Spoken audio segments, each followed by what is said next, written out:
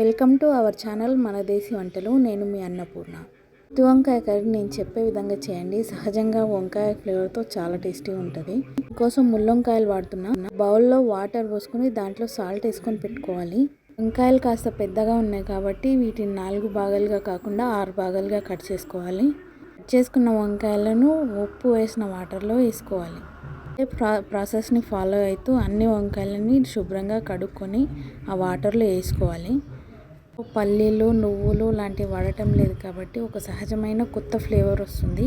ఈ వంకాయ కర్రీ తింటే మళ్ళీ మళ్ళీ ఇలాగే చేసుకొని తినాలనిపిస్తుంది. చేయడం కూడా ఈజీ కాబట్టి ట్రై చేయండి ఖచ్చితంగా. ముల్లొంకాయలకు ఒక సహజమైన ఫ్లేవర్ ఉంటుందండి. ఆ ఫ్లేవర్ అస్సలు మిస్ అవ్వకుండా ఉంటుంది. దీంట్లో చాలా టేస్టీగా వస్తుంది ఈ ప్రాసెస్లో మనం కనుక చేసుకుంటే. వీటికి ముళ్ళులు ఉంటాయి కాబట్టి కొంచెం జాగ్రత్తగా చూసుకొని కట్ చేసుకోవాలి శుభ్రంగా. చూడండి, నేను అన్ని వంకాయలను కట్ చేసుకొని వేసుకున్నాను. వంకాయలను కట్ చేయడం కంప్లీట్ అయిపోయింది. ఇప్పుడు దీనికోసం కావాల్సిన మసాలా తయారు చేసుకుందాం రండి. దీంట్లో ముందుగా ఈ పౌడర్ చూడండి, శనగపప్పు, మినప్పప్పు, పెసరపప్పు వేయించుకొని చేసుకున్న పౌడర్.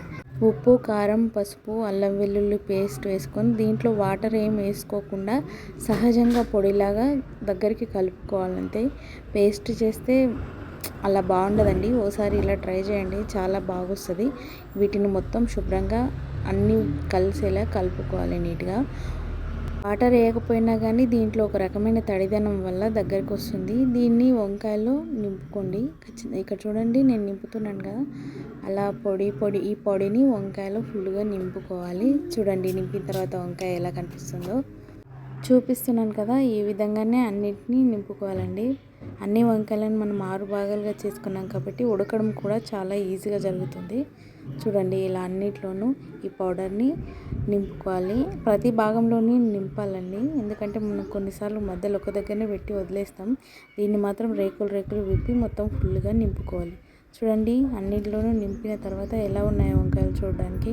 వీటిని పొయ్యి పైన వేసుకొని ఉడికించుకోవాలి అంతే. ఇప్పుడు చూడండి, పొయ్యి పైన ఒక కడాయి ఉంచుకొని దాంట్లో 2 స్పూన్ల వరకు ఆయిల్ వేసుకోండి.